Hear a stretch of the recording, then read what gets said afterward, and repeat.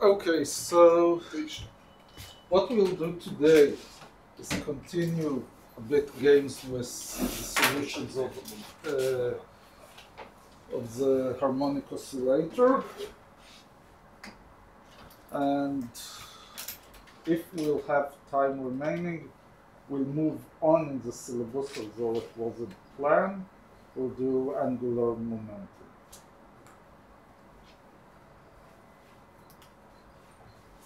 Okay, so we finished the previous lecture in convincing ourselves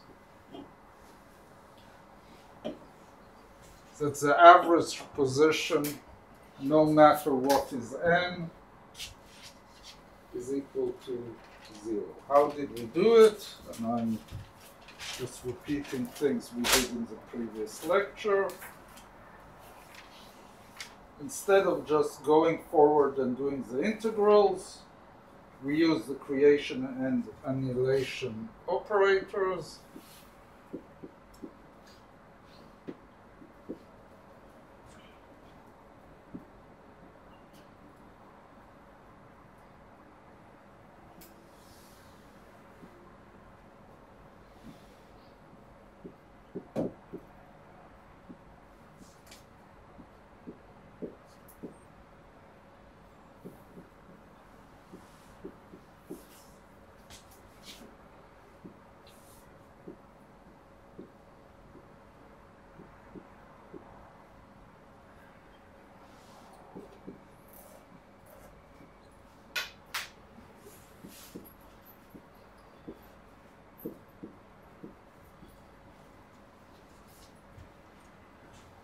And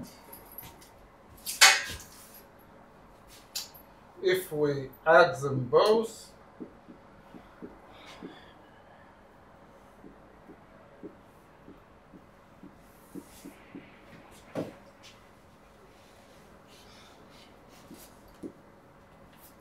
and therefore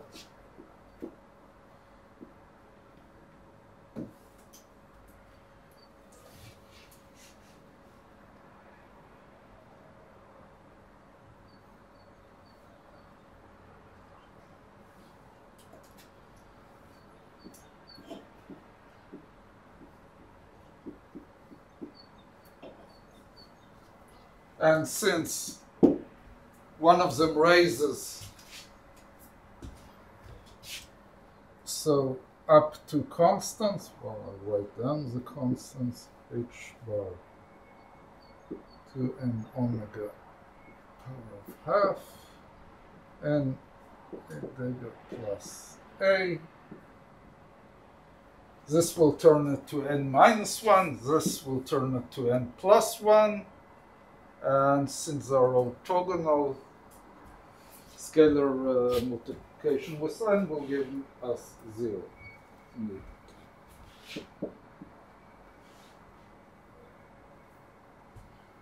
Okay, this we could have guessed just by looking at the solutions.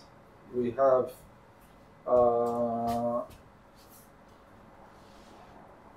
potential that gives us a definite parity, and there's no reason that you'll have more of the solution to one side than to the others. Okay, but this doesn't mean that if I want, for example, to calculate the fluctuations in x or x squared, I will get 0. And let's see why in this case you're not getting 0. Well, again, we'll switch to the creation and annihilation operators.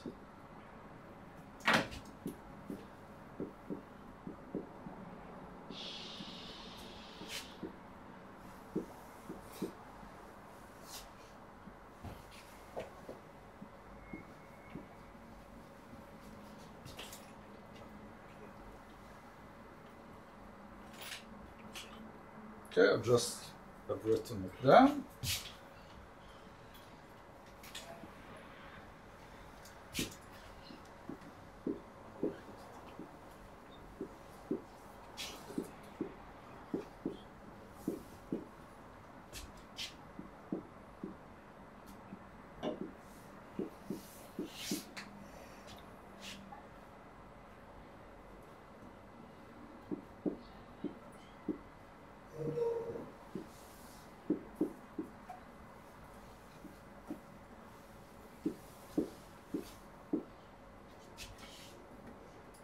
just explicitly have written it down.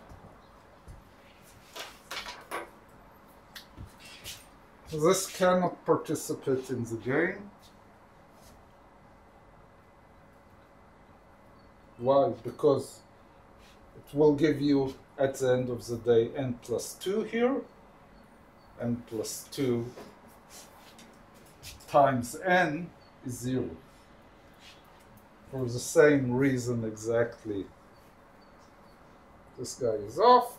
So only if I have the same number of creation and annihilation operators, I'm in the game. Okay, this is n.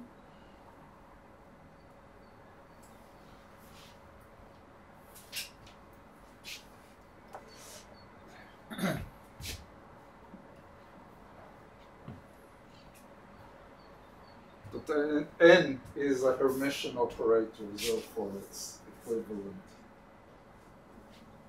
And we get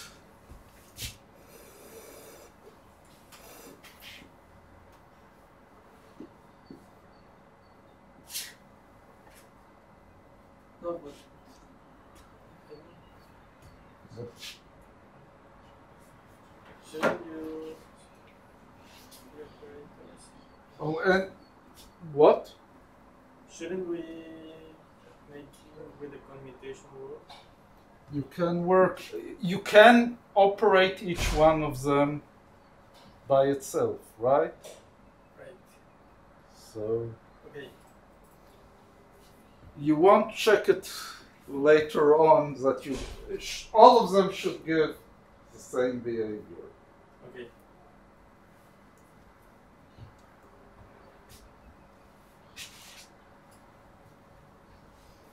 I'm running into problems where I have 1 plus or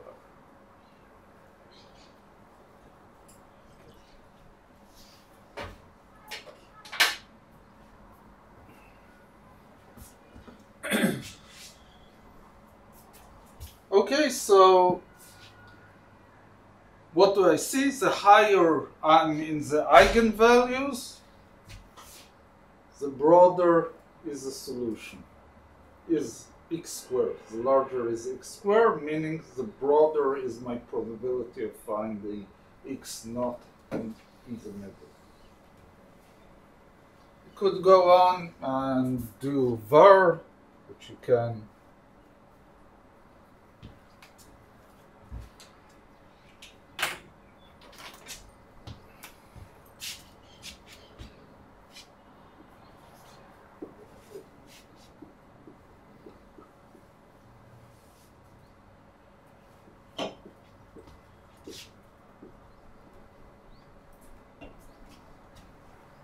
Both of them we calculated and see what is the variance in the measurement of x. And it will depend on the level, because x squared depends on this.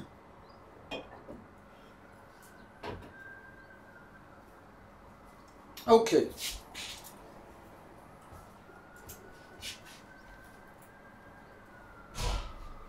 What will happen with P? Essentially is the same game. The only difference is that here I'll subtract one from the other, and without knowing anything, any odd power of P will be equal to 0. Why can I state it?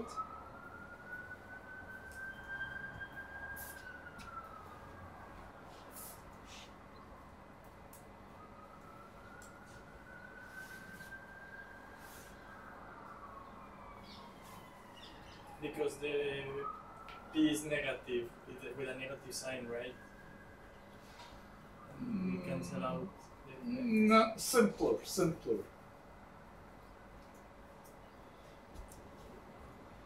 Expectation values have to be real numbers. And any odd combinations of P to the third, P to the fifth will leave you with I. can forget it. You can also claim the function has parity and therefore it must also its derivative has to follow. But this is the simplest. You can do it explicitly and also see it.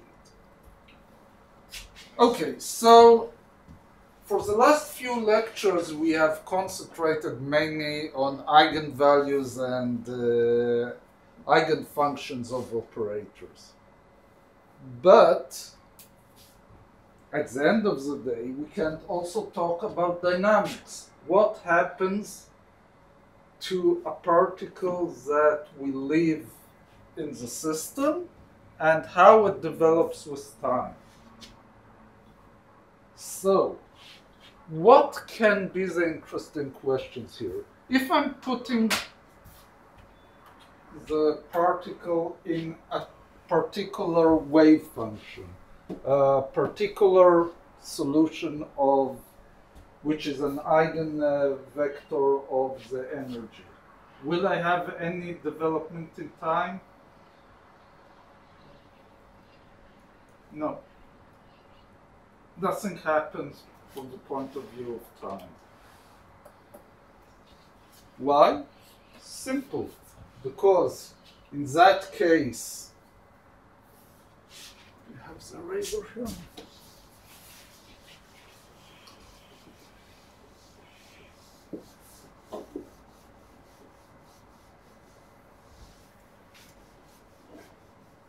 Because the time evolution, it's only a phase on the wave function, right?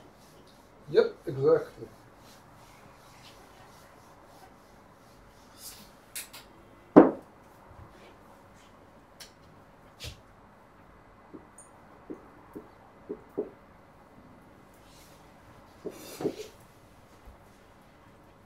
We have some solution which is an eigenvalue of the energy. So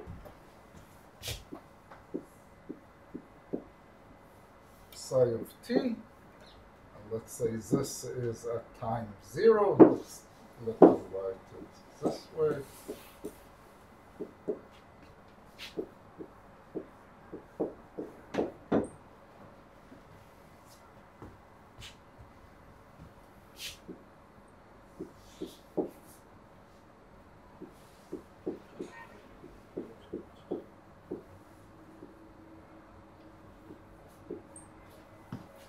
This will be the whole time development, and anything that I'll be interested in calculating, the phases will cancel out because it will always have a structure of psi t, whatever operator I put here,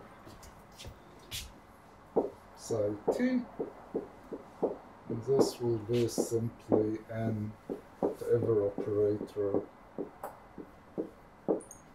and no time dependence. Okay, but that's nothing new. That's exactly what we have learned a few lectures in one of the previous lectures.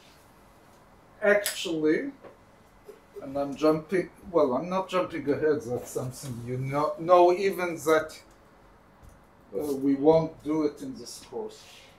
Let's say the statement that I have an electron in a particular level of the hydrogen atom and it goes around the atom, does it have meaning?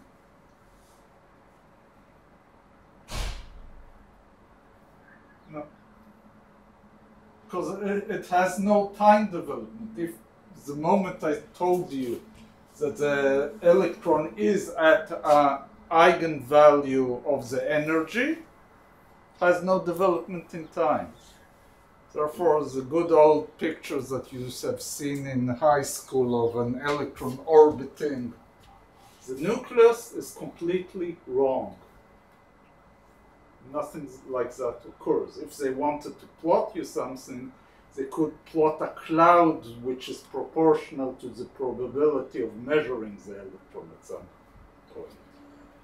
Nevertheless, it can have angular momentum. And that we'll see either at the end of this lecture or in the next lecture. Okay, so in order to say anything interesting about time development, what do I have to, how should I define my wave function? As a linear combination of energies. Right, it has to be in different energy states. Otherwise, no development in time, nothing interesting to speak about. If you remember anything from waves, if I'm putting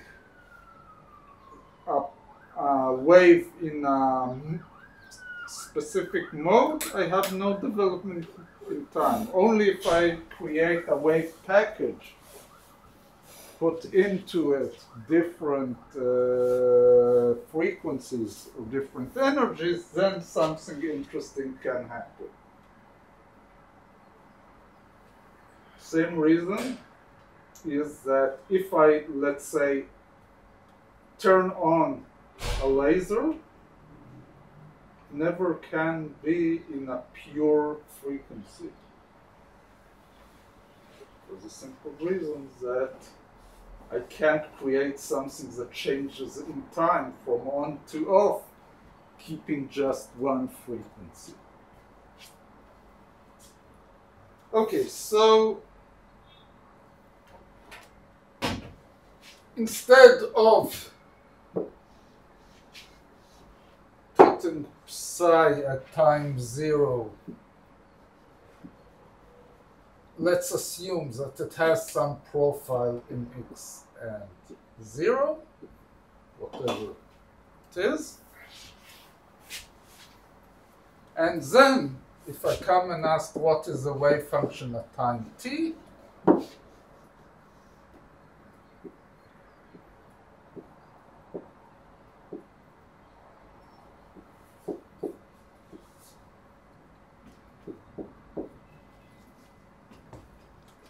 I'll have this linear combination of eigenvalues of the energy.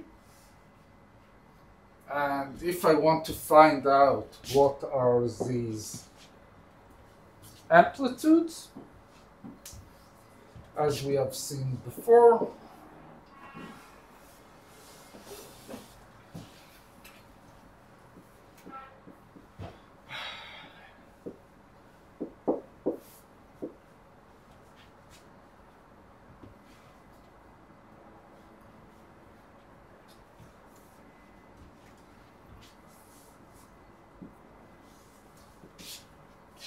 and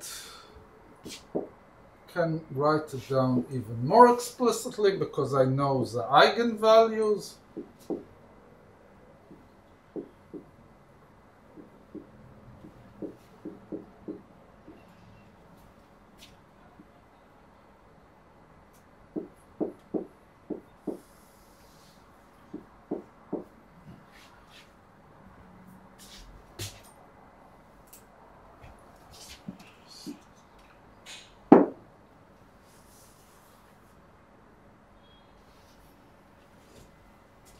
No h bar because it.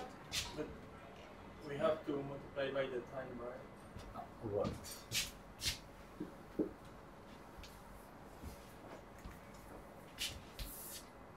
Okay, and this can give me results that change with time.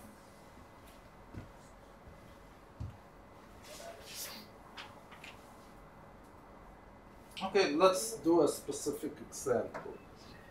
And of course, an example will be, we want to start a particle not necessarily at the middle. We choose a Gaussian, right, because integrals are easy with Gaussians. And use the following initial wave function.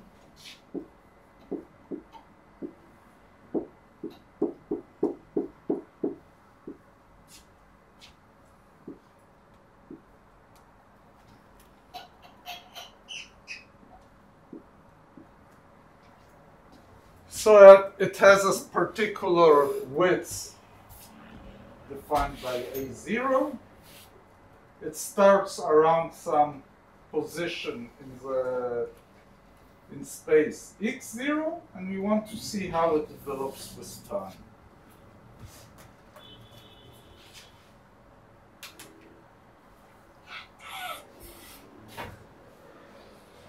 So just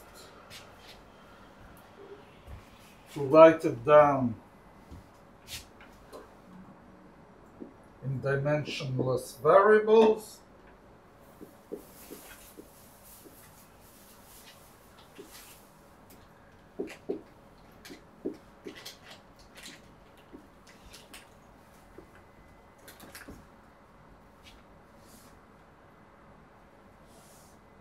okay, so then I can simply write it down.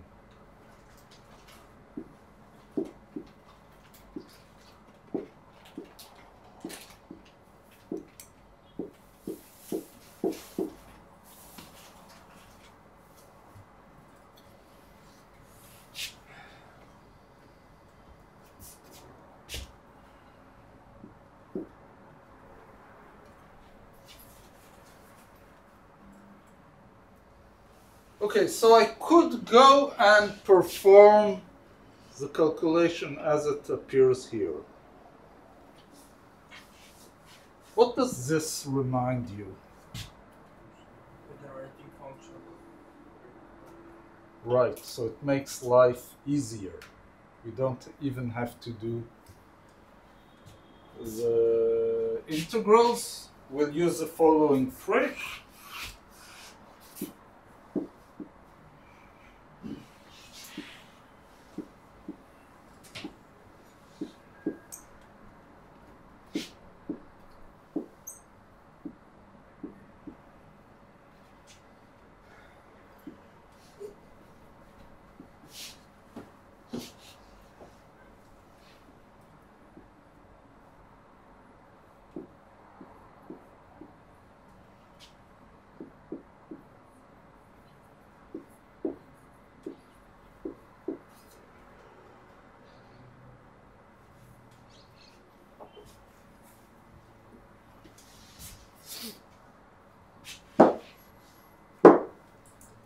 Well, first of all, it's correct. Y squared over 2, this plus this. Y0 squared over 2, and this comes from the multiplication. So, whatever you think on this strange factorings of this exponent, it's correct. I'm allowed to.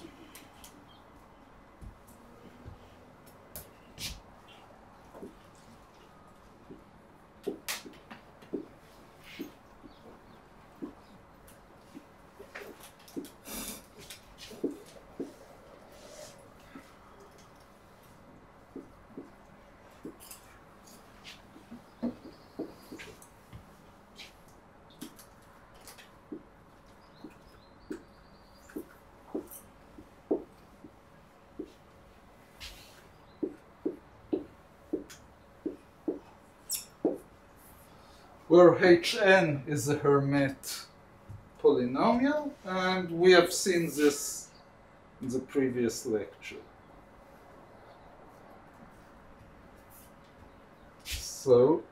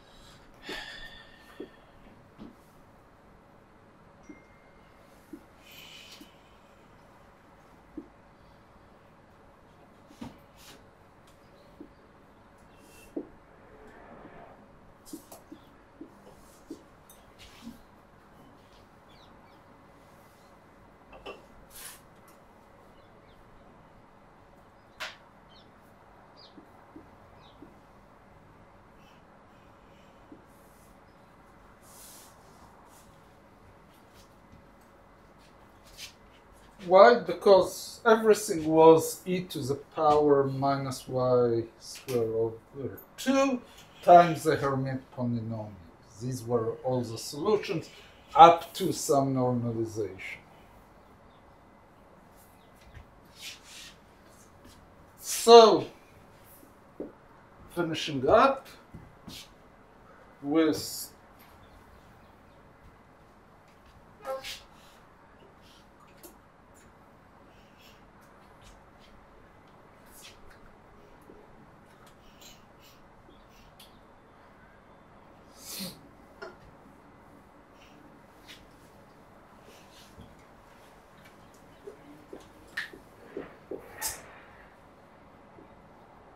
where Bn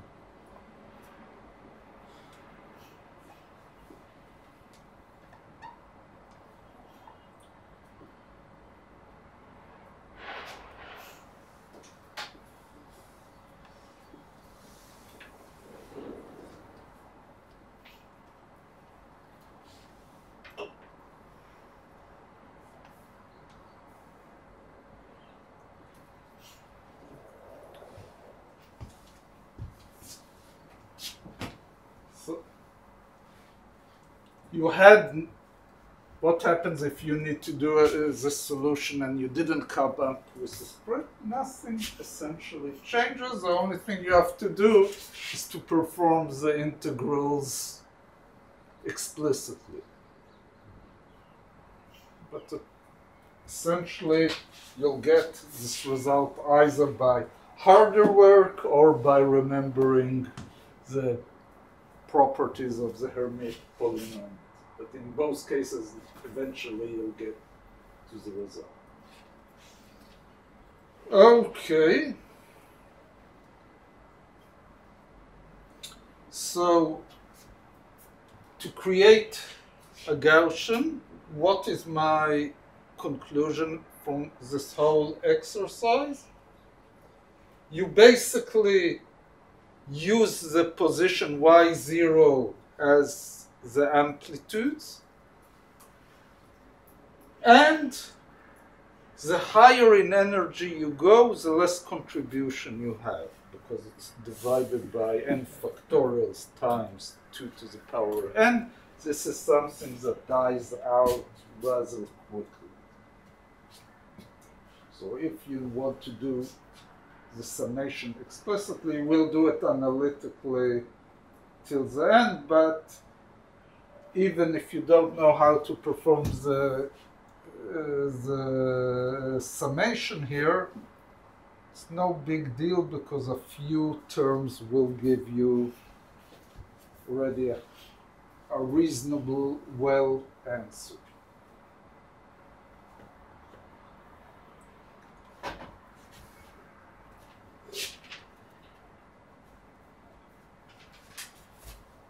Okay, what's left?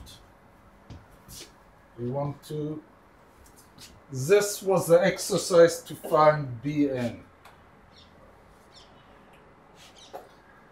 Now we want to find, so we had psi at y0, which was this Gaussian. I'll rewrite it here. 0 e to the power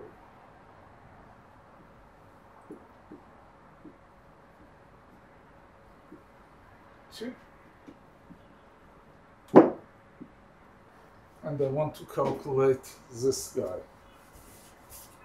So basically I know Bn, I know psi-n, I just have to put in the phase. So Bn, that's right.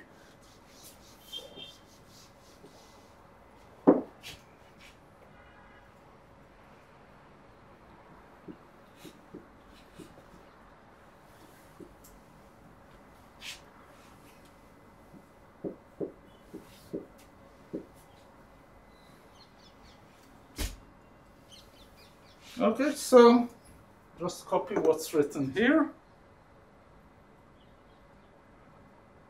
Go back to the summation.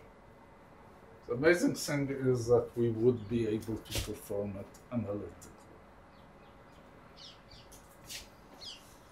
So I don't need all this.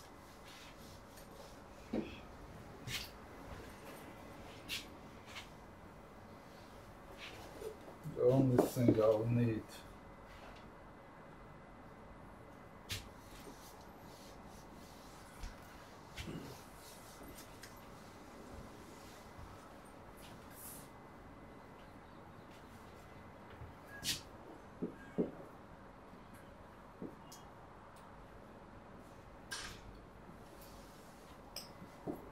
the multiplication by half doesn't depend on the summation, right? It's a constant. So I can write here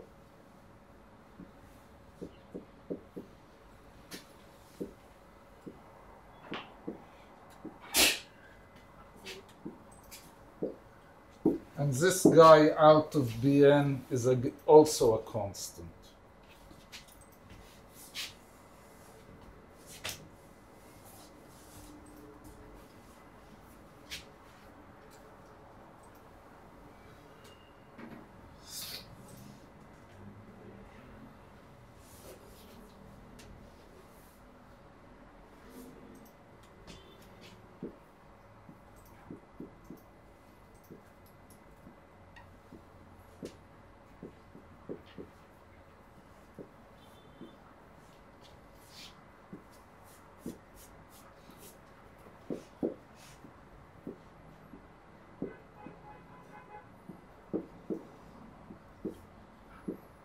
Okay, what did I do here?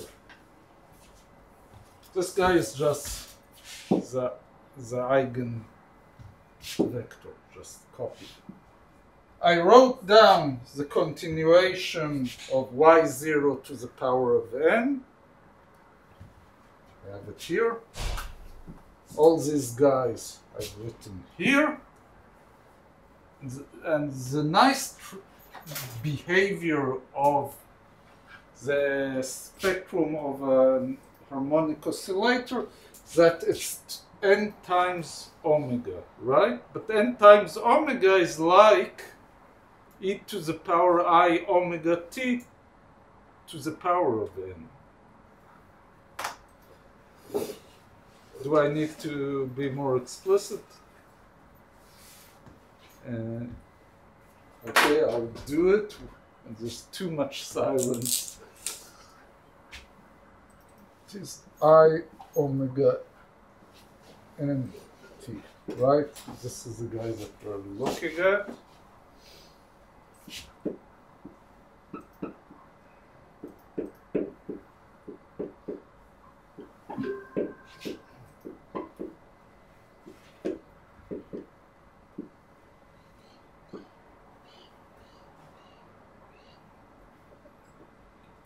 Multiplications of exponent is a summation appearing here, so I can write it down.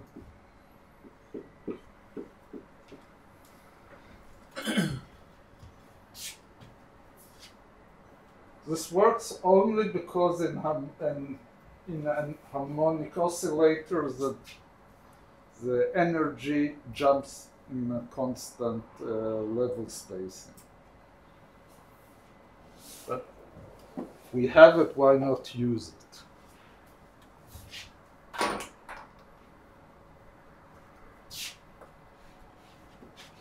Now I'm using a shorthand notation.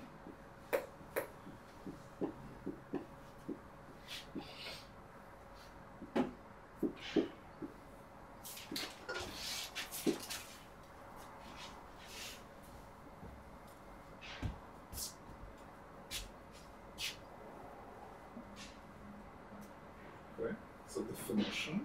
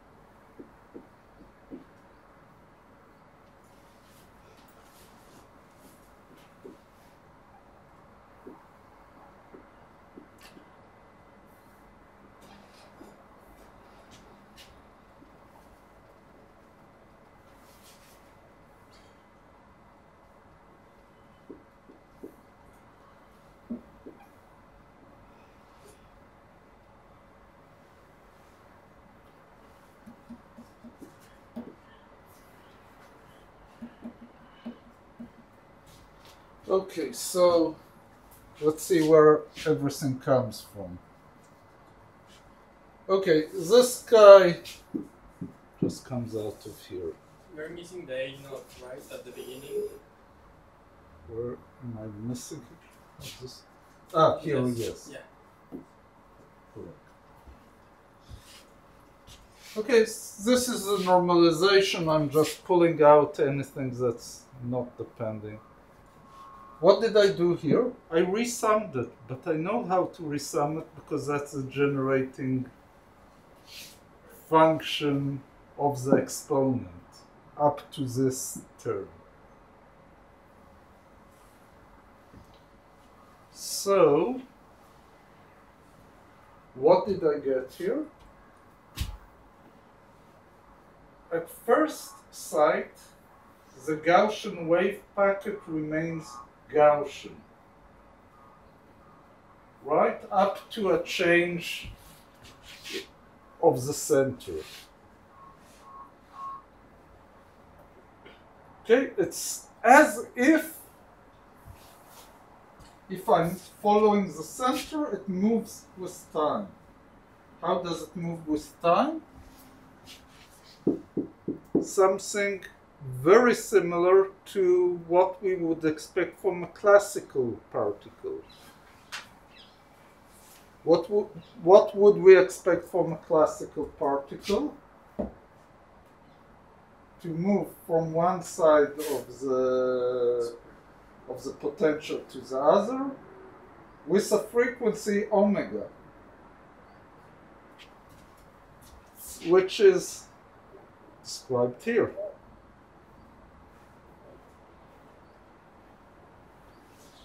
One small caveat that will actually take us, will show that this is not exactly true. What is the problem with my description? Multiple of problems, 2 problems. Okay, let's see if you can pin them. What are the 2 problems in what I said now?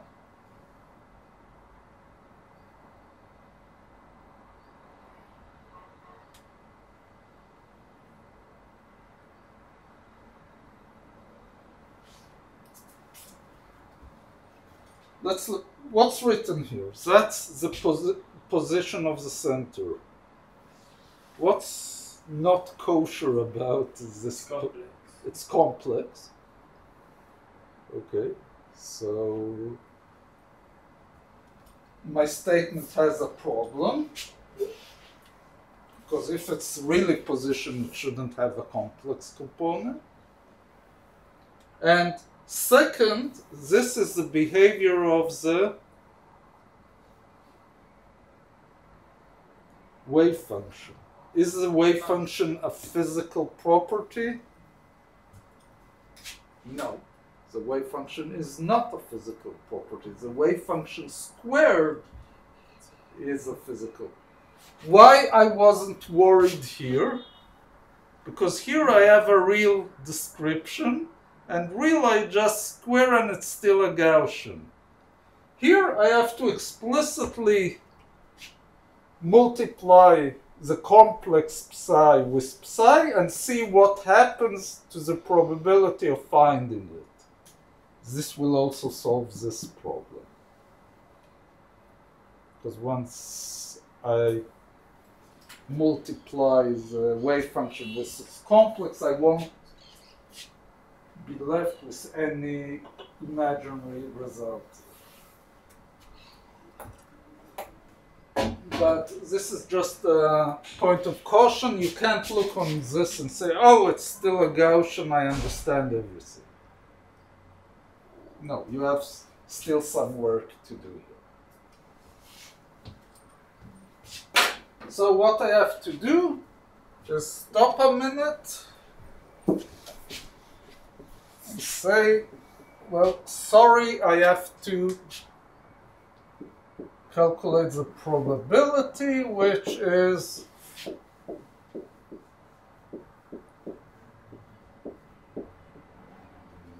squared.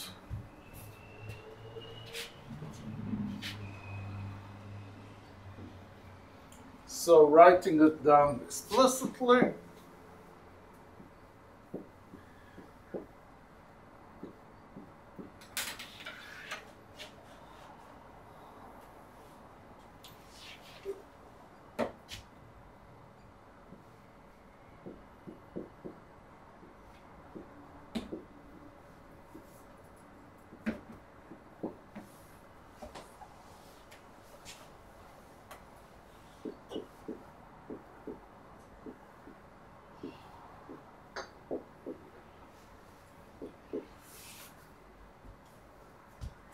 just wrote down explicitly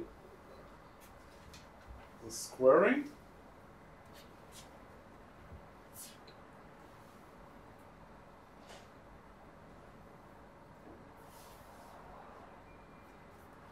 The graph is need to be squared on each of the exponent.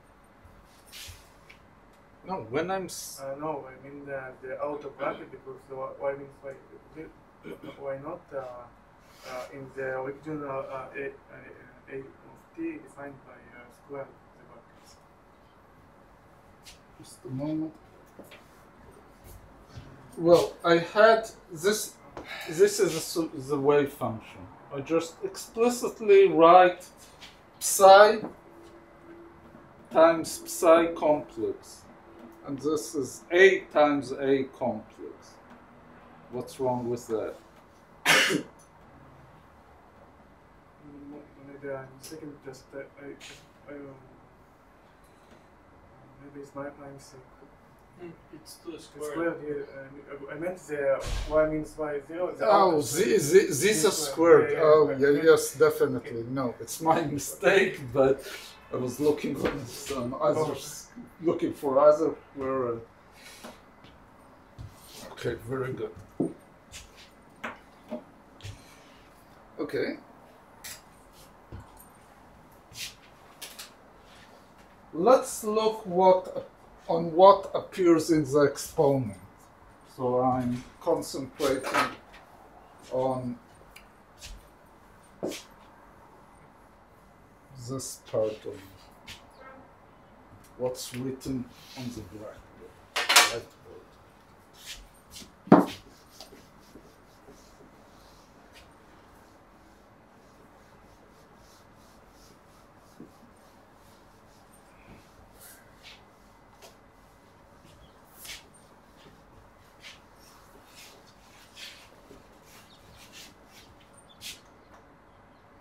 So whatever is written there,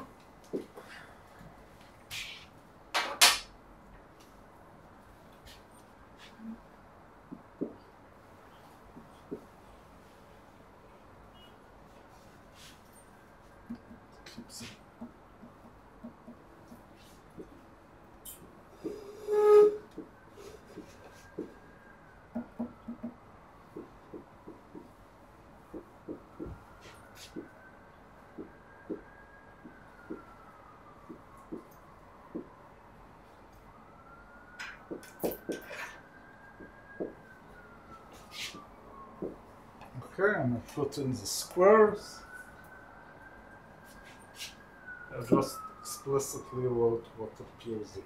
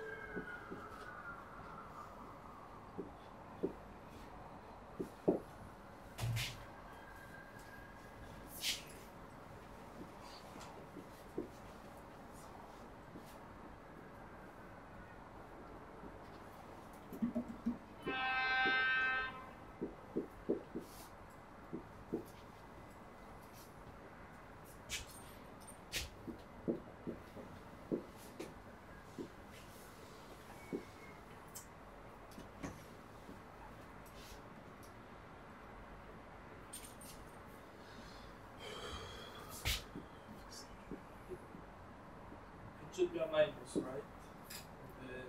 Here it should be a plus, here should be a minus, here No, the term before. Y squared, it should be a minus. no, it's plus plus. here. They're plus, I'm multiplying. But y is plus there, because we have a minus there. Oh, no, because this is a mistake. You're multiplying two Gaussian, so it's 1 plus the other. Sorry about that.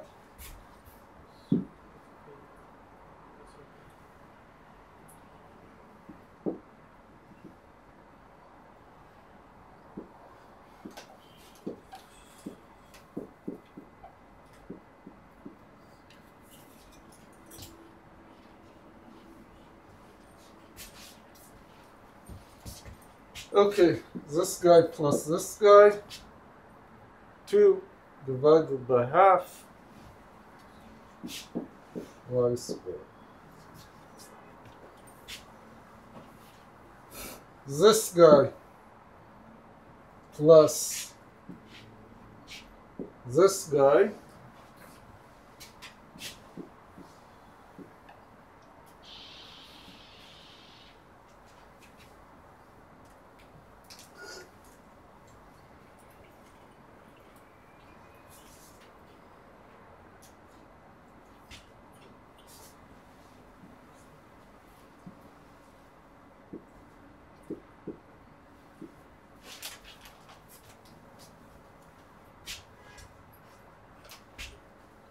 just the definition of a cosine. It should be multiplied by 2. Yeah, Six.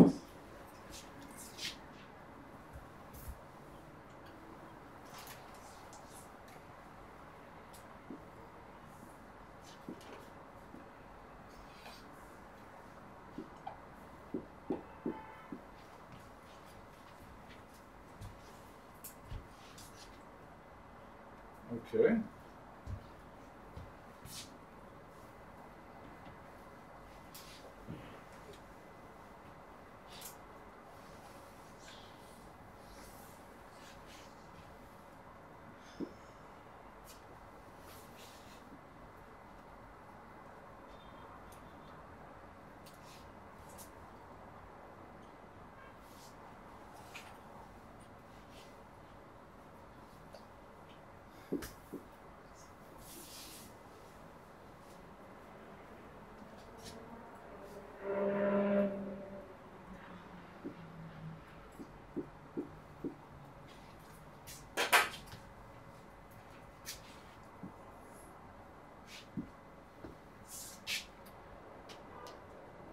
You're closer to the matriculation than I am.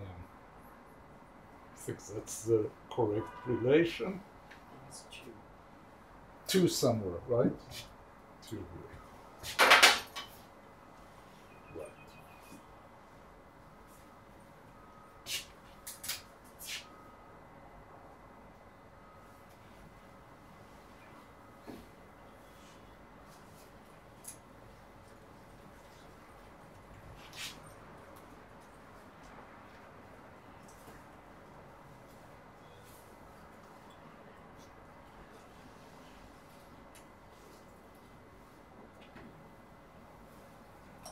Okay.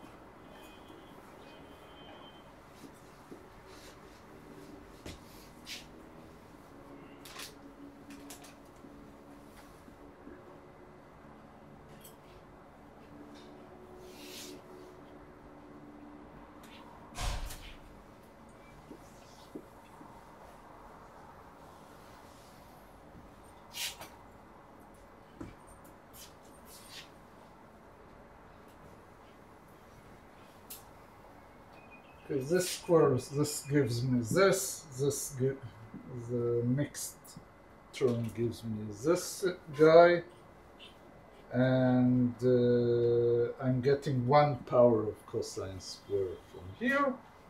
The next one from here. Okay, so why did I write it down in this strange form? I computed the square to do the. No, it has nothing to do with what is the difference between y and y0? Y0 is a constant? Y0 is a constant. So this whole part is just into the amplitude. So if I go back to what I have written here,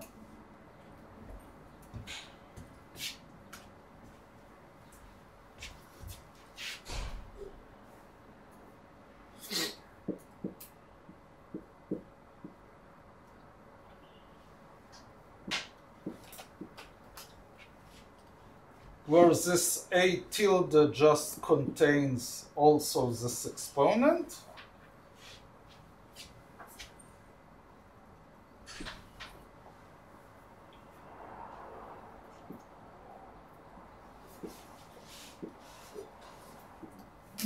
We can put even a sign, right? Here? Here. We can change it. It was like to make a reduction, but it's not important. yes, you can, because it's into this, who cares? Okay.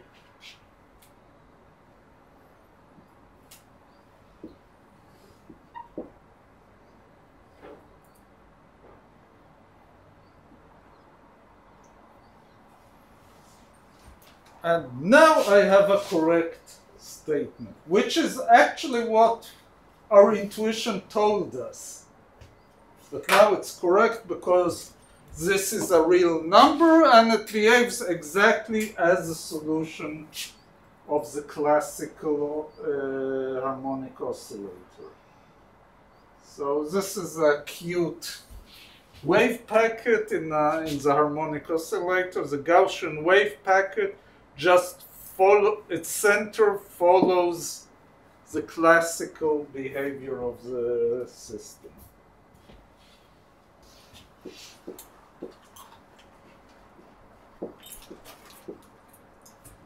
We can do this. This is the most general way to do time evolution, right?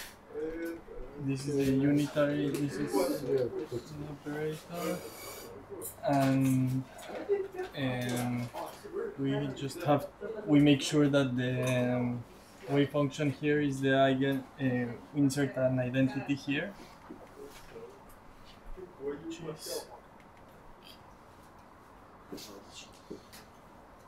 composing of the, it can be a summation, let's say.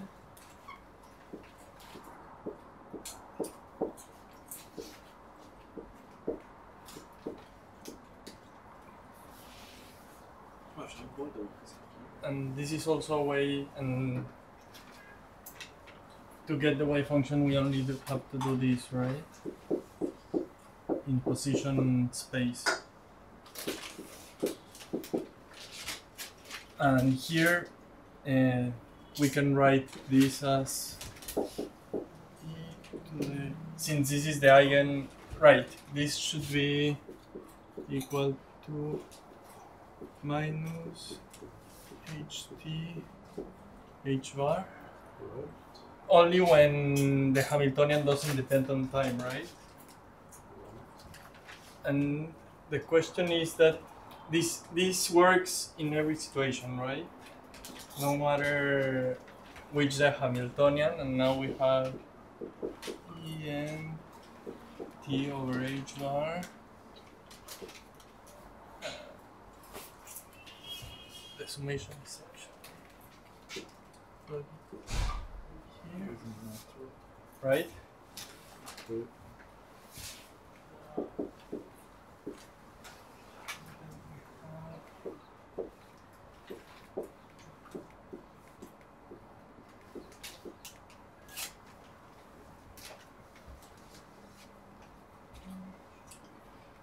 And this is only, it's the same, right?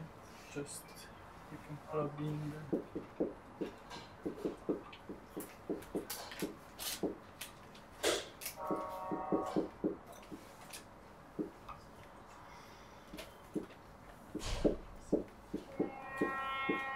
And this is the B. right? No, that's not psi 0, that's Bn. Right. So this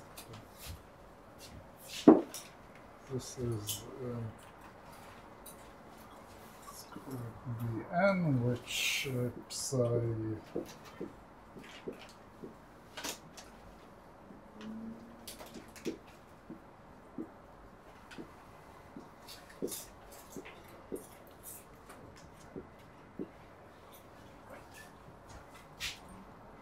Yeah, that's correct. Okay. And these are the eigenfunctions, right? Of the Well, energy this is in the position exact. space. No, okay, actually it's cute, so I'll say a few words about it. Two things he did here. Wrote that if you want to know, let's say, the observation value or the average of x at time t, you multiply it by psi t, and you write down psi t in the usual way, bn times n, and that's the result. Nothing more. Okay. That's one thing. The other thing is, and that we didn't show because there's one step that makes life a bit more complicated, is instead of you can generally write down a unitary operator which is the time propagation. Now, why is it unitary? Because it's e to the power I something. So it must be. And probability must conserve over time, right? And therefore it has to be, the length of the vector has to be the same no matter at what time you're measuring it.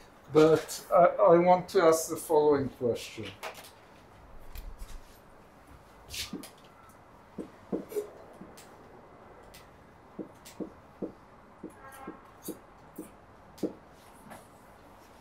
If you wrote this operator,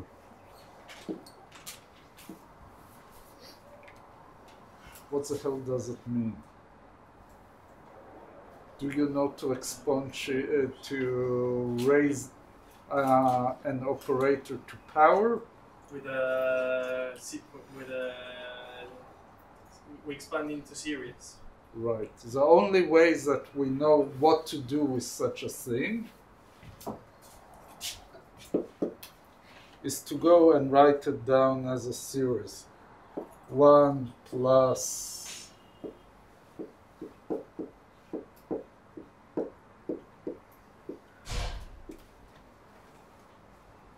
plus 1 over 2.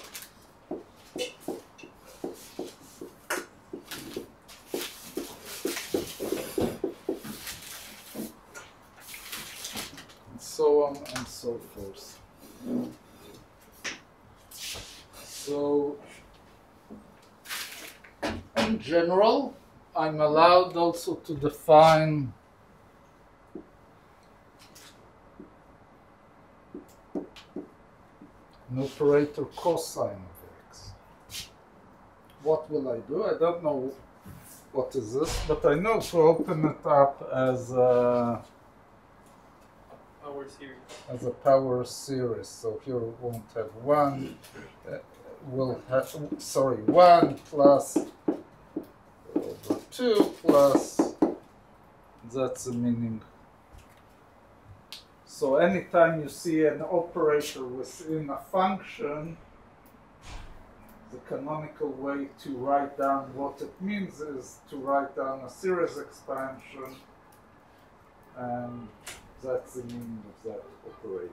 And we can also put the eigenvector in the right, and to evaluate it in the eigenvalue. Yes, of course. So in this writing, let's say you multiply it by a combination of energy. So life is easy. Exactly. Okay, so that's actually usually in advanced quantum mechanics you're doing this a lot, but it's beyond what we are doing usually here.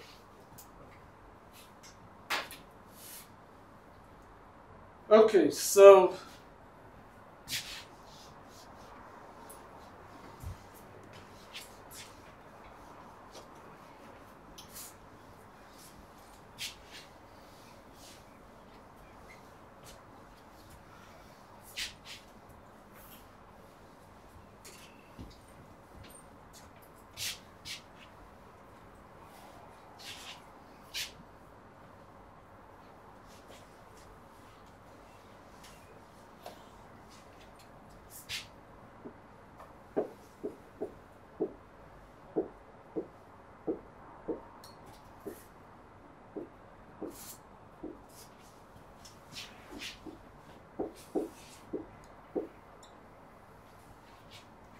I introduce a new physical quantity into my game. What do I have to do first step? Find the operator. In this case, although mathematically it's somewhat complicated, physically it's very clear. What is the angular momentum? R cross P.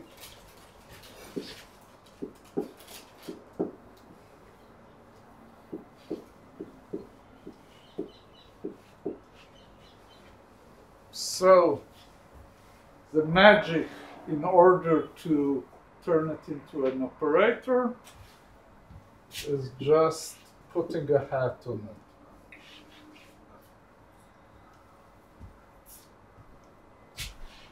Because the operator for R we know, the operator for P we know, home run, it's finished.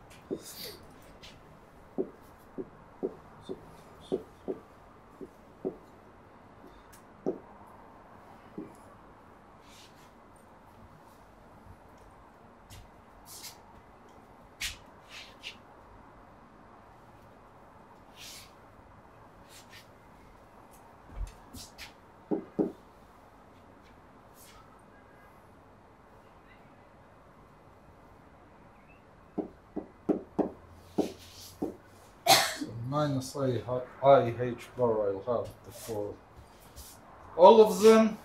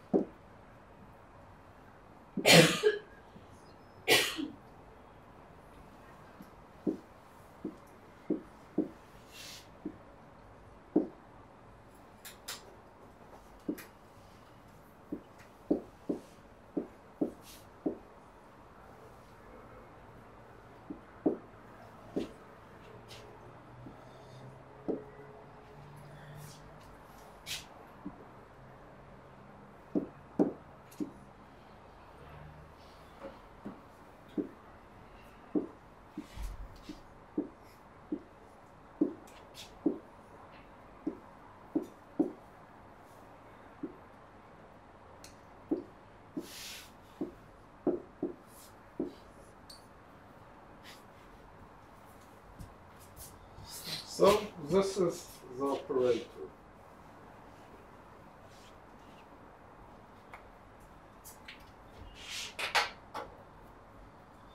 And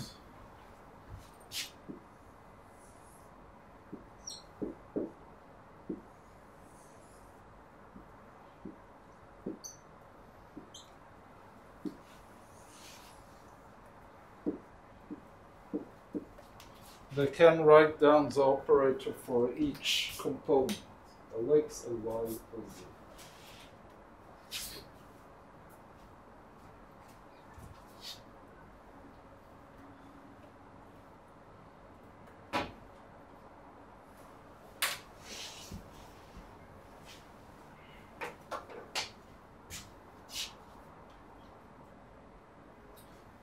Okay, so this looks simple enough. Why did I say it's mathematically a bit more complicated?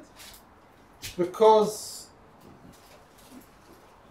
almost never do we use x Cartesian coordinates for calculations with angular momentum, because under what condition is angular momentum conserved? In a sphere. When there's spherical symmetry. Doesn't matter in what direction you see. The same as linear momentum is conserved if the potential is constant. So we can have a potential that depends on r, but not on theta and phi. And this description is very hard to do in the Cartesian components. So we'll switch to spherical components, and here we just have to write it down and see what we get. So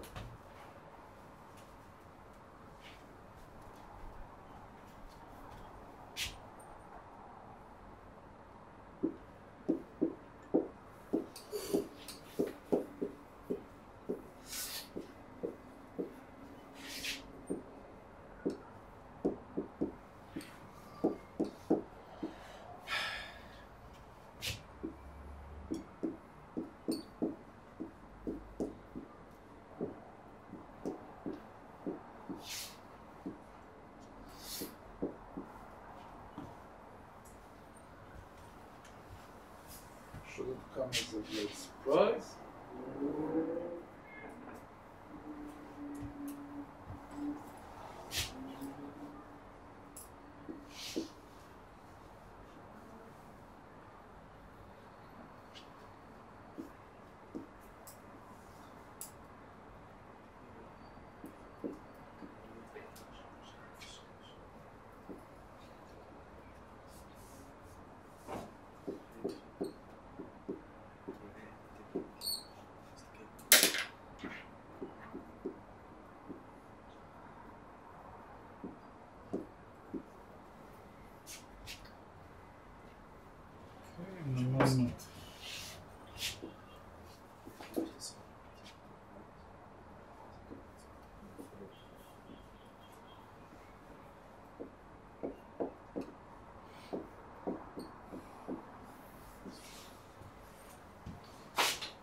Okay, to better understand what it means to do something that I really don't like to do, which is draw in 3 dimensions on a 2-dimensional blackboard, but let's see if we can pull it out.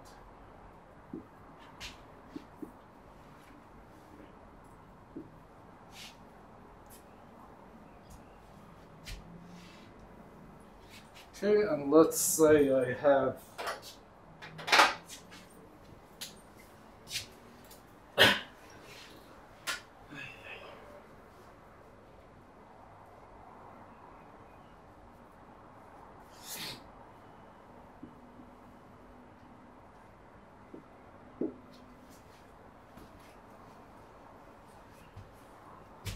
Okay, so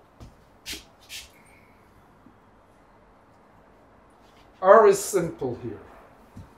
Just a distance from the center of the axis, which tells me something about the values of R that R can get. It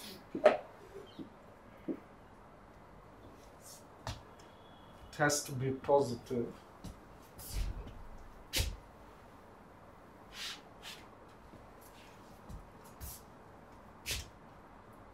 Now,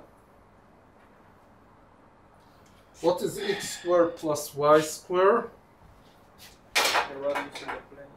It's the distance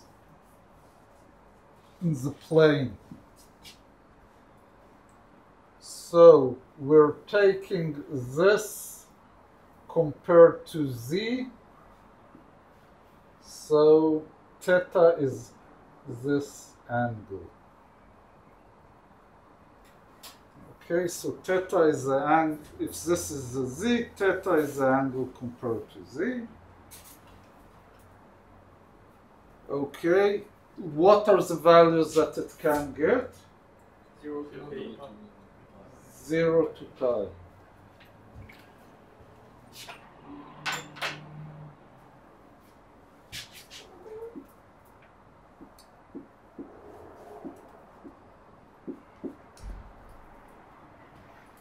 And the ratio between x and y is in the plane, so phi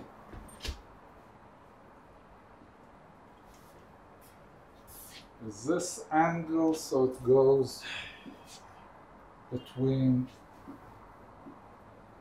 0 and 2. So, well, R we always remember, but remember that theta is the angle compared to the z direction, and phi is the angle on the xy plane between x and y. So far, so good, I hope. Even I can't understand what I plotted here, but you can open any source on the internet and you'll see nice pictures. Okay, so we want to describe the opposite, x, y, and z as these as a parameter of r, theta, and phi. So we can, of course, we can do it.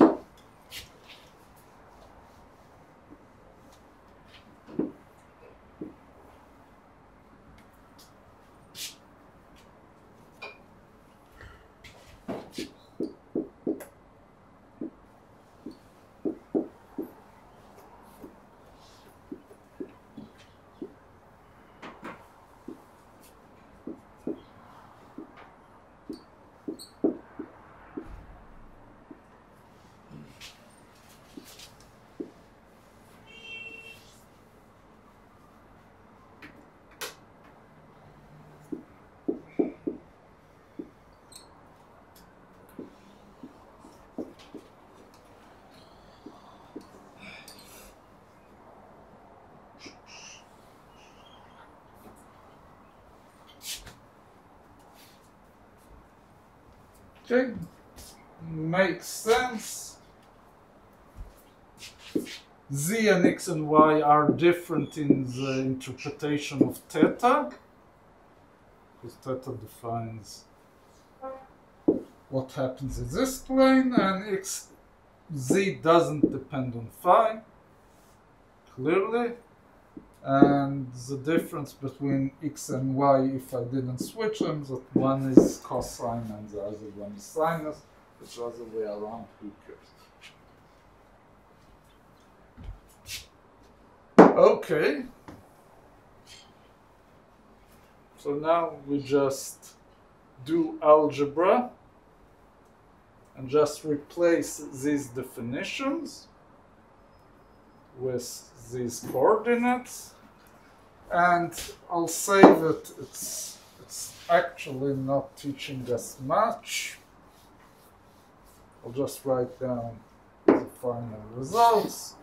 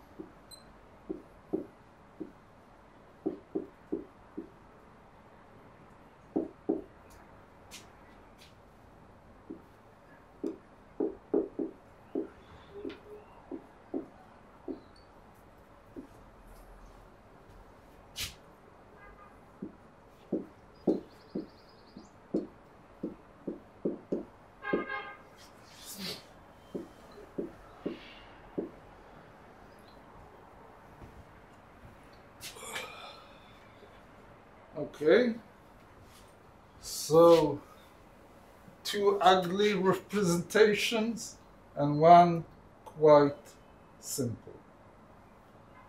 Now we'll always use it to simplify calculations. And why? Because as I told you,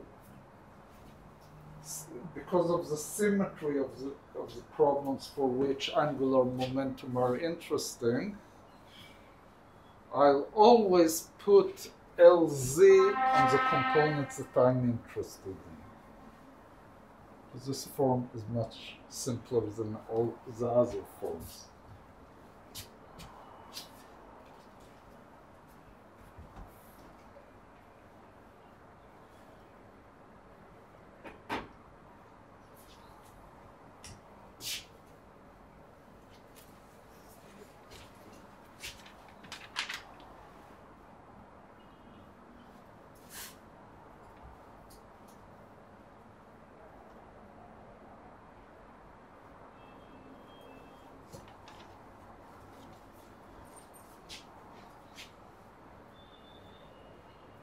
Now, there is an additional operator that comes in handy.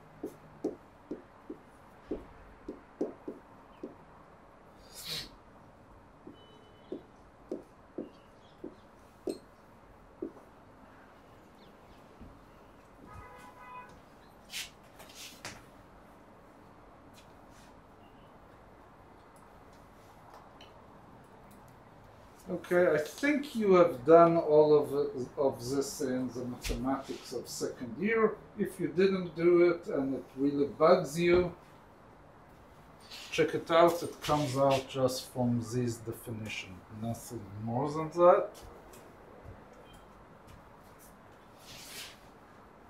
Basically, we will not,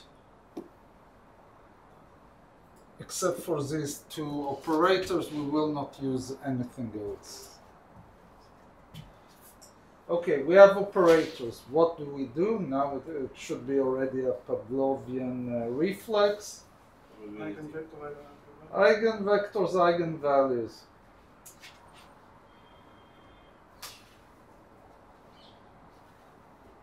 That's the Laplacian, right?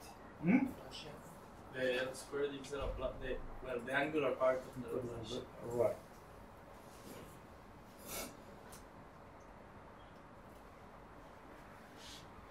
Okay, so when I'm saying that angular momentum is conserved, what do I mean? That basically L squared is conserved. If you remember something from classical analytic mechanics, that's a statement 0. So I'm interested in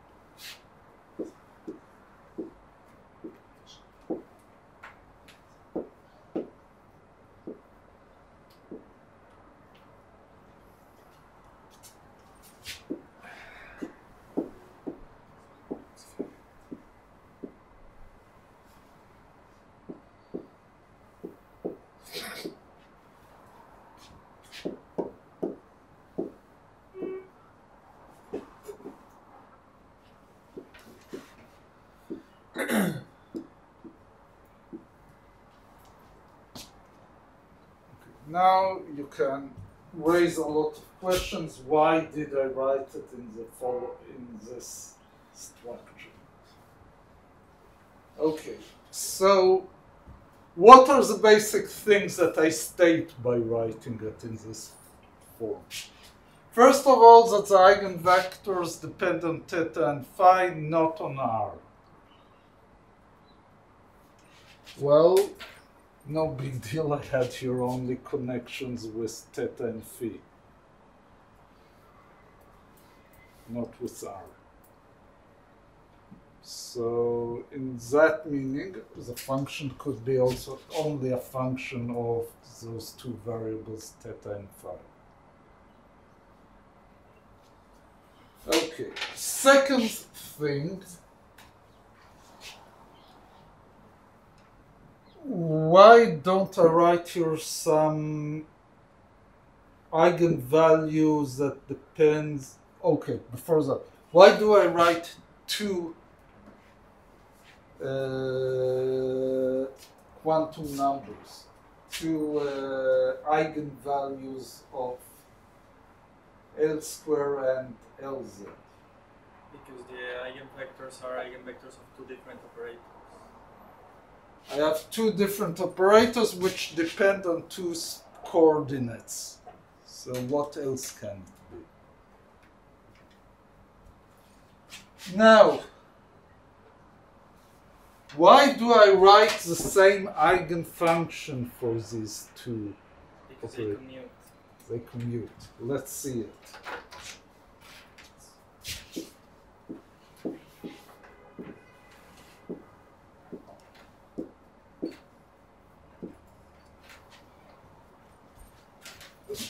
Lz is just dou to the phi. writing dot to the phi before this or after this doesn't make any difference because it doesn't depend on phi. Here it doesn't matter because this doesn't depend on phi, and this will be to the third no matter in what order. Therefore, I know that they commute. Therefore, I can come with a strong statement that the eigenvectors of this operator will be the same as the eigenvector of that operator.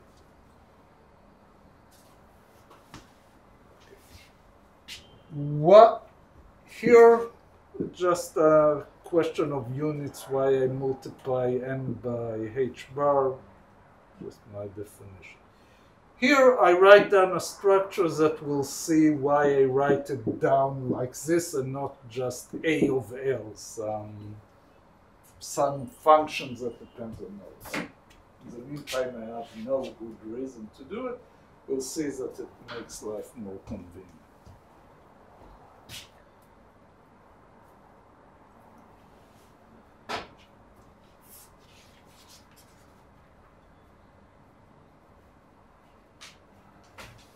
Because that's the Laplacian, right? And the solutions must be spherical harmonics. Okay, now you're jumping a few steps ahead. We'll see that this function is indeed a spherical harmonic for those of you. How many of you know the term?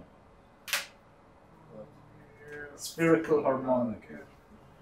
Yeah, so because you've seen somewhere the solution of this differential equation. But for those of you who don't know what it is, it's fine.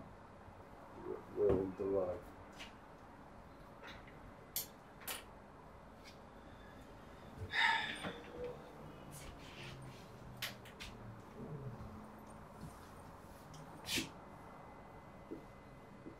In the first equation, h bar must be squared, right? Of course. Sorry where it is. Because it's squared. The physical units are.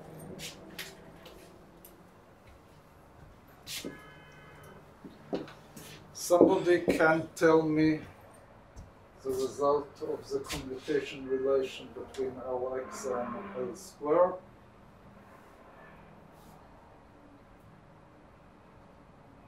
And I don't want you to do the mathematics. 0. Yes. Why? Because they should, and a measurement in one shouldn't change the measurement in the other. Because I arbitrarily decided where to put z. Can't make a difference. So either go and do the hard work of showing that this commutes, or understand that I arbitrarily gave the labels x, y, and z, and it can't change the physics of the problem. So therefore,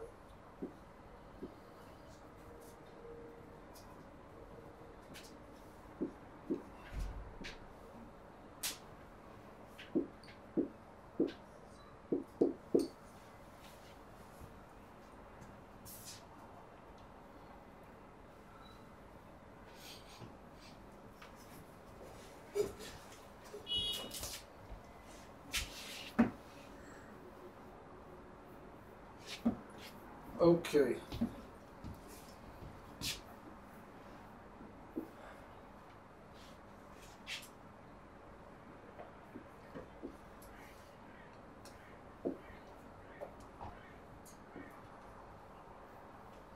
Where I and j would be direction x, y, and z.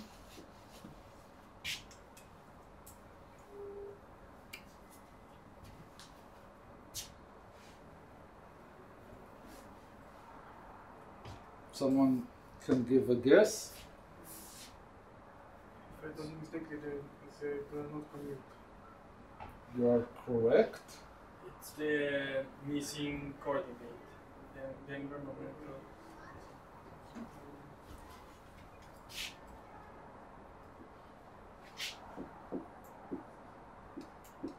So K is the one that is not equal to I and J.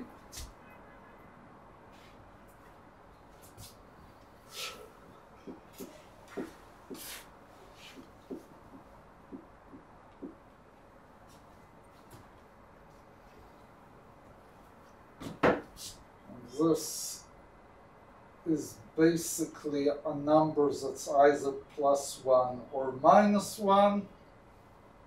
Depends on the order of permutation. If you start with X, Y, Z, and you can permute it by an even number of permutations, it's plus. If it's odd, it's minus.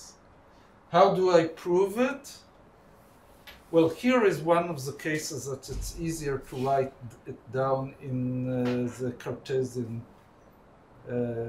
coordinates. There it's very easy to show it. Because you'll have cases where you have dou x and x and that doesn't commute.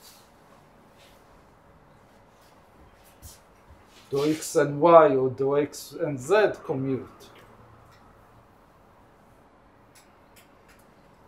So here is actually one of the things that stretches our intuition.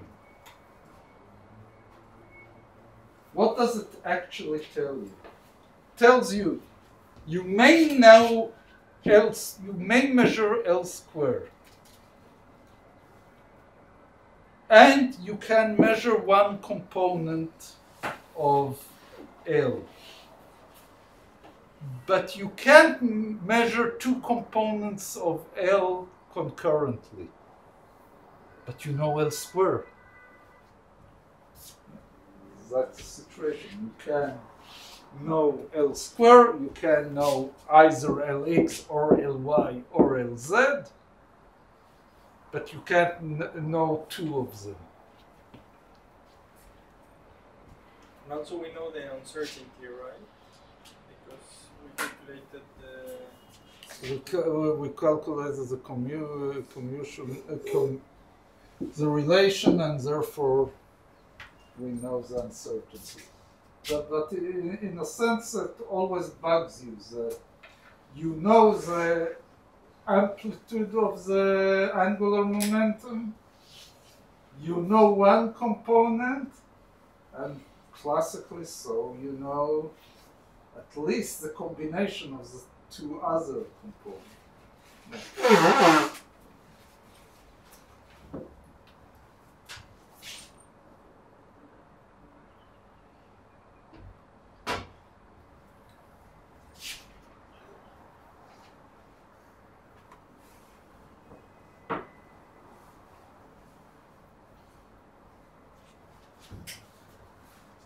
Okay.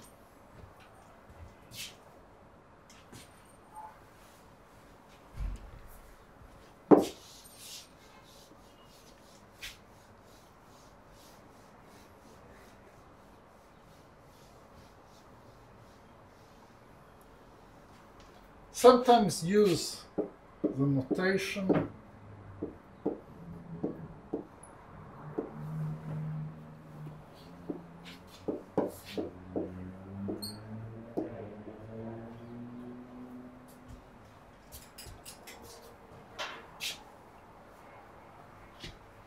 and the reason I'm considering these operators and the angular momentum right after we did harmonic oscillator is for the reason that we'll actually apply similar types of strategy to solve it. As for the harmonic oscillator, which we could either go to the differential equations, calculate the wave functions, and get the Hermite times the Gaussian. Or we could go to some operators that we defined as creation and annihilation operators, and pull out a lot of the physics without going into the details. Similar cases here. We will be able to pull out a lot of the information without really going through the calculation. Although this time I think I'll do the order somewhat differently. First do the differential equations and then use creation and annihilation operators. The nice thing about the creation and annihilation operators, the same reason that we pulled out there, that n has to be 0, 1, 2, and so forth, we'll find out here that we have actually a limit on spin. Spins can be only integer or half integer values, and we'll see it from here, which is interesting. You get something very profound out of these eigenvalues and eigenvectors of the angular momentum. Okay, let's start with the simpler case. Here, you can see immediately that this is a simpler case. Okay, so, okay, before that, okay, fine. LZ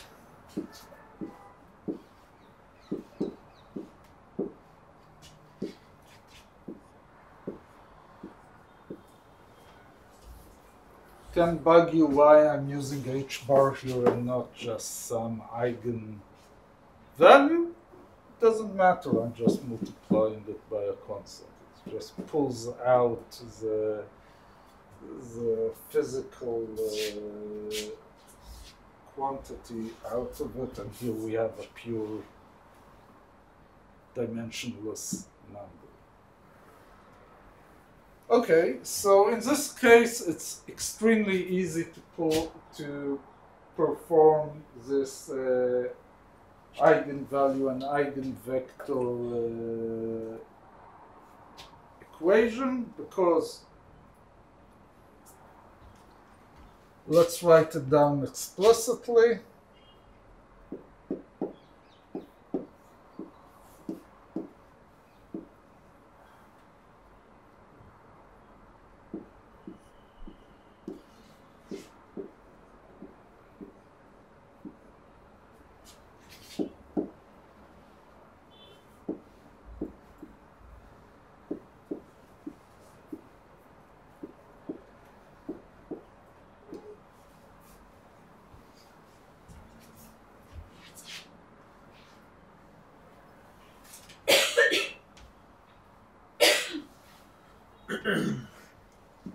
Do I have in this equation a dependence of theta?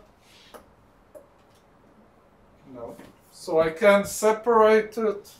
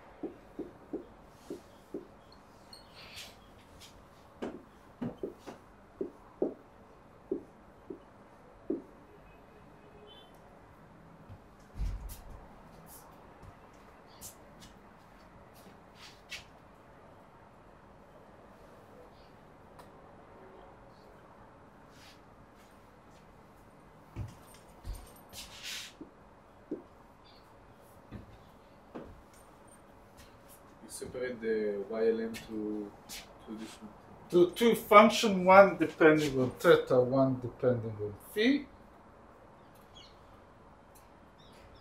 here, because I have just this derivative, I know that it can depend only on one of them.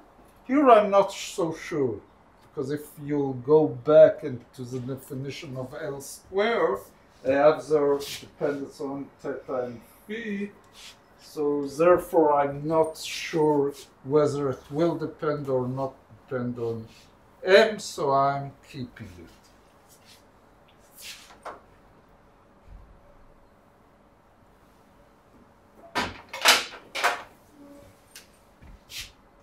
Can pull it back and get rid of it. It's not in the game.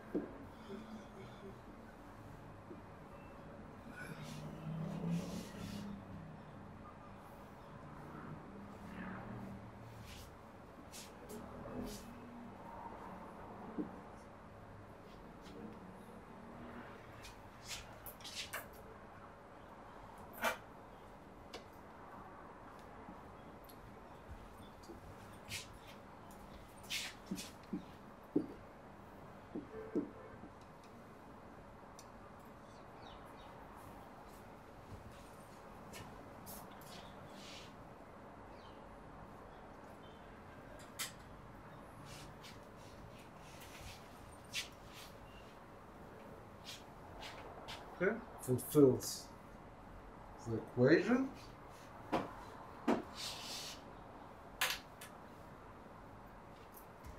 What can I say about M?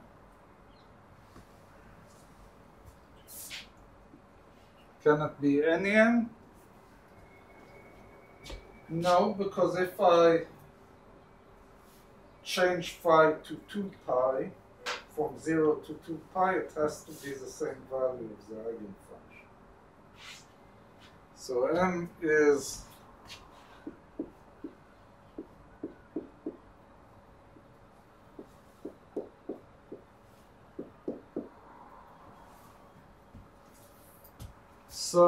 M has to be any integer number, as a positive or negative. And this is the components of the angular momentum in the z direction, meaning you can measure an angular momentum of some integer value times h bar, which you know from Borg quantization. This is just a statement about Borg quantization. Why? Because hydrogen atom is has spherical symmetry, and therefore has to conserve angular momentum. So each component in Lx, Ly, Lz can get only values n times h bar. So, what's the only thing I have to finish up here? And that is simply 1 over square root of 2 pi.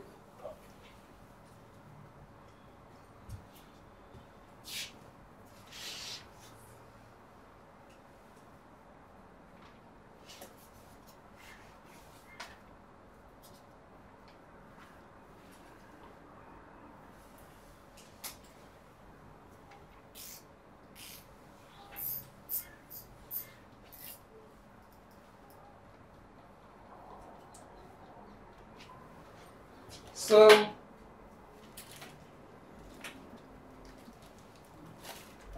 after I did my side step into a differential equation, and the reason I did this side step here, because it's just very simple. I really don't want at the moment to calculate the differential equation for L squared. It's more complicated. So I'll do my favorite trick out of harmonic oscillator. I want to define a couple of operators that will simplify my problem.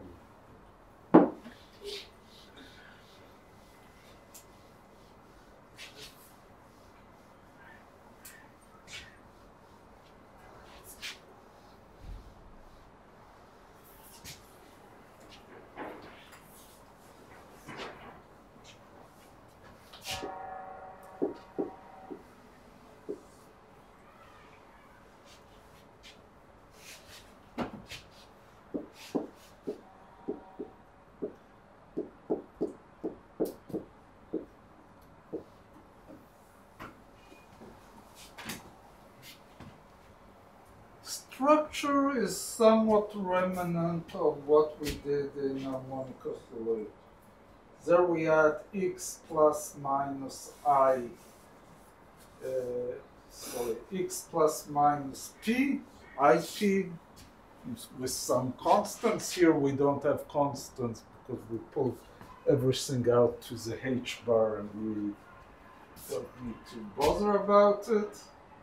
And the same, I take two operators and write it down as 1 plus minus I second.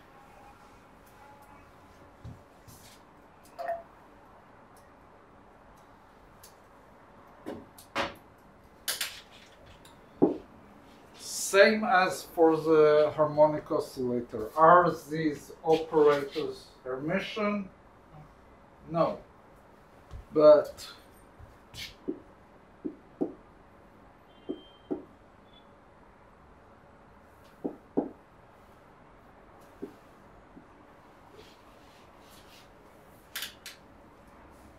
and vice versa, just by construction.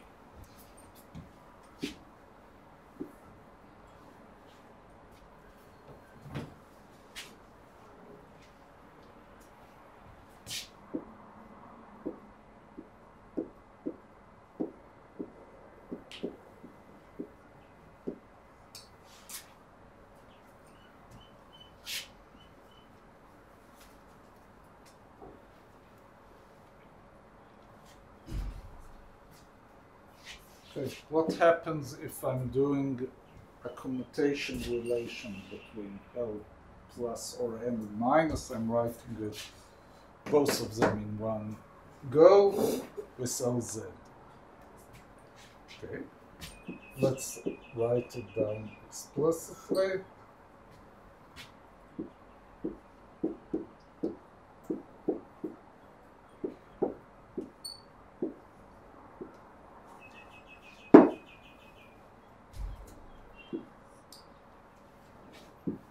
But each one of them I know.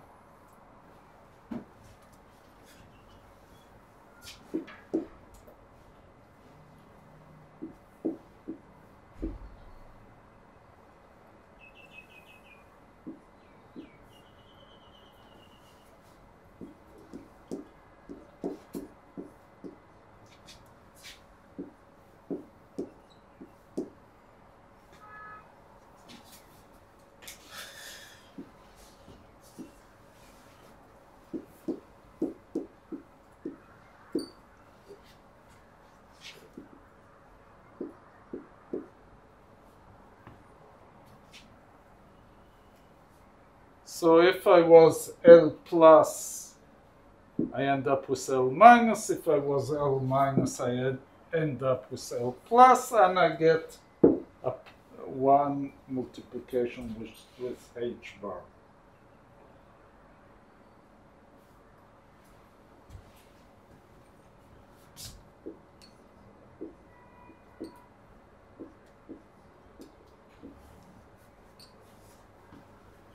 L plus and L minus. Just again using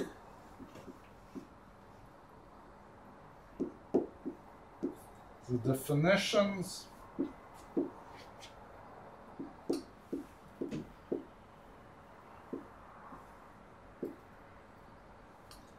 And remembering, of course, that the Lx commutation which is this itself and Ly this itself is 0.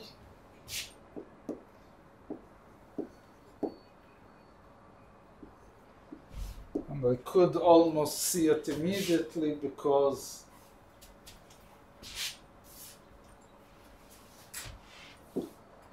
Lx with Ly commutation always gives me Lz up to a power of I, and the i's are dealt with the multiplication.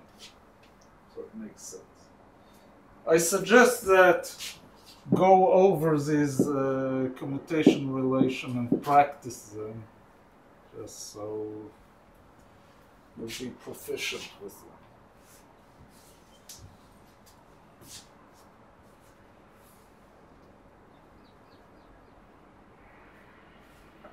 And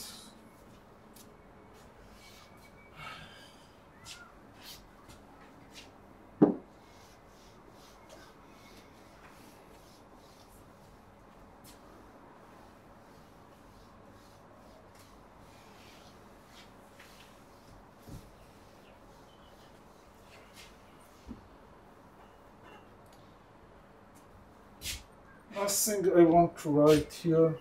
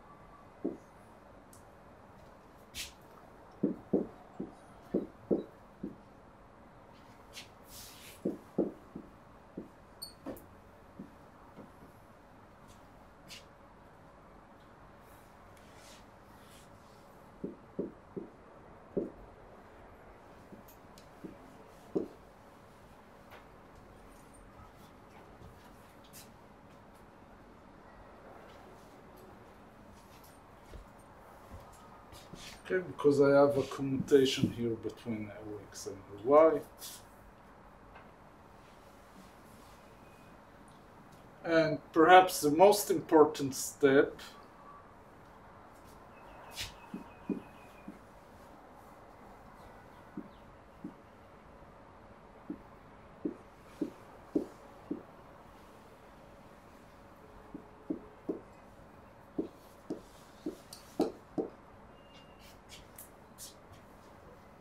L square is Lx square plus Ly square plus Lz square.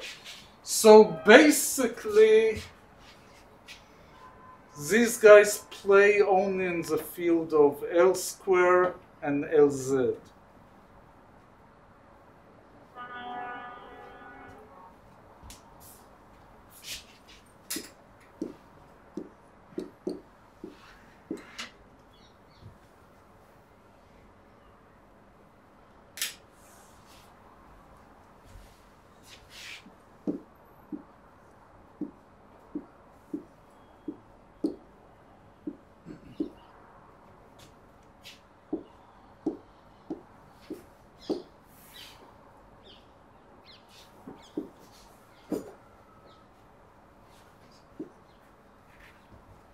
Up to a plus instead of a minus, same thing.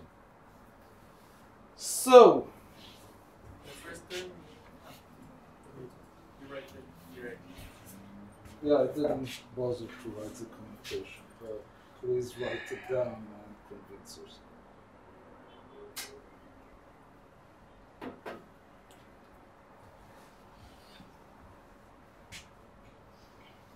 Are these terms Hermitian?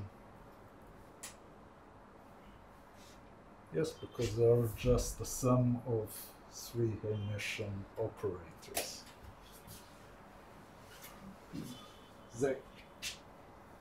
Moreover, their eigenfunctions are the same as the eigenfunctions of L square or Lz.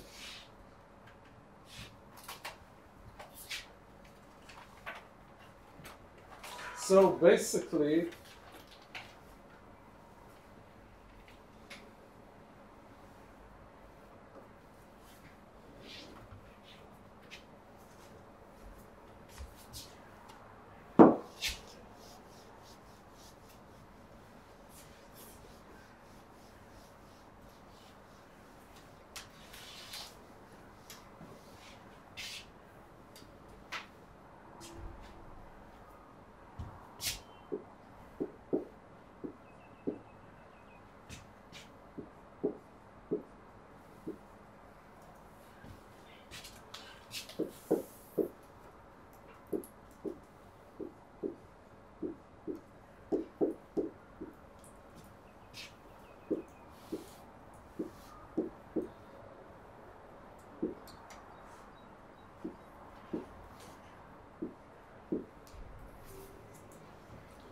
why is that? Because Lm is the eigenfunctions of Lz and L squares. Therefore, they have to be the eigenfunctions of L plus L minus. And if I look explicitly on their structure, this guy has to pull out this h bar squared L times L plus 1. This guy m h bar squared, so the h bar squared goes out. And this guy pulls out mh bar times h bar. Okay, so I know, if I know L and M, I know also the eigenvalues of L plus L minus and L minus L plus.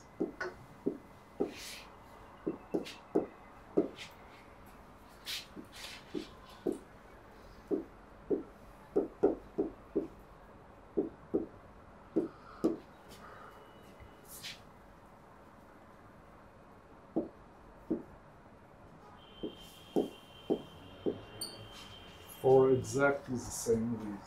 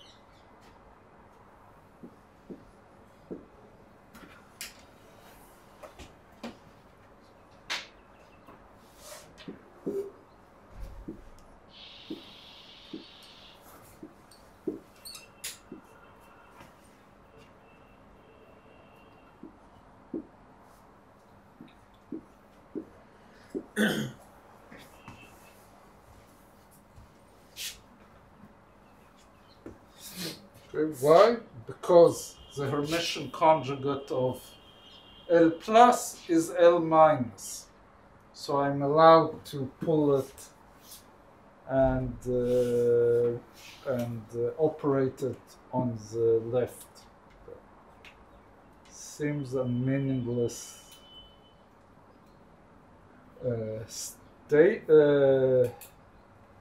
manipulation, but what does that actually tell us?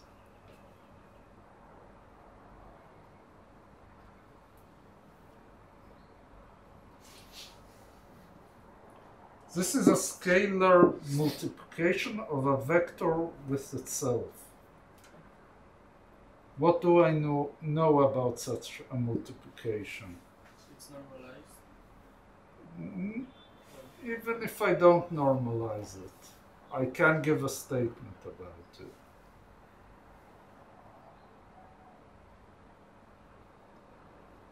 the norm of a vector has to be equal or larger than 0.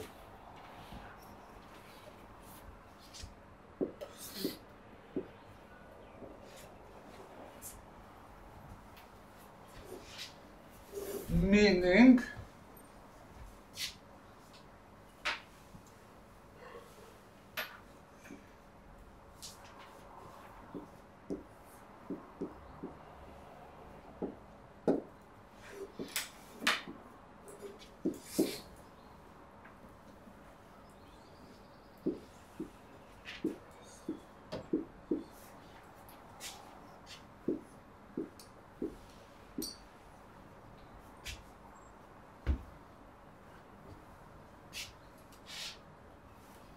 can do the same game.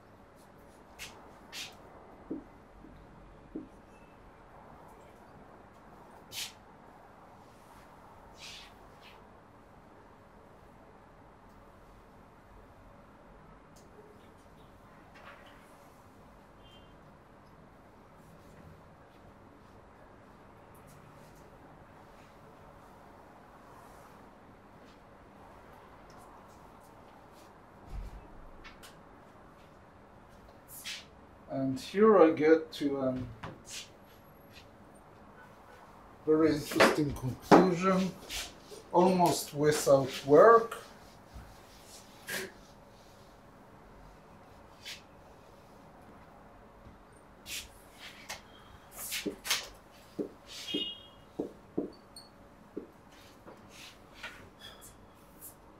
Just in order that these two inequalities will always be fulfilled, L must be either larger or equal to the absolute value of M. And we know what the values can be. We did it.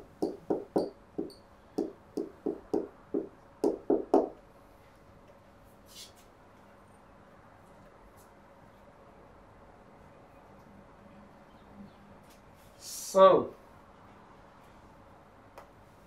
if we know L, we know that the M's that can be associated with it have to be either smaller or equal to L.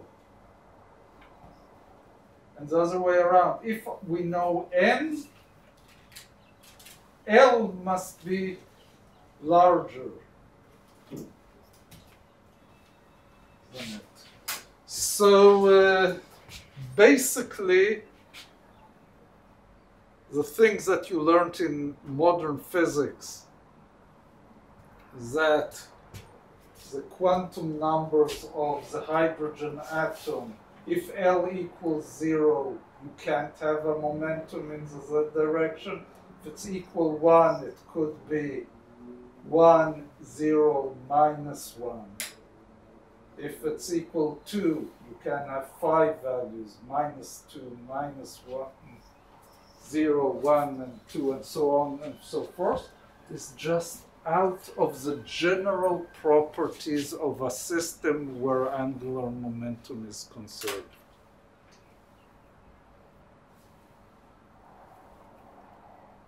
And we proved it in a very simple and straightforward way. Without going, we don't even know what is theta of Ln. We didn't calculate it. Didn't understand. Okay, so I think we'll stop here and learn the properties of the theta function. That was a full description of L and M. in the next lecture.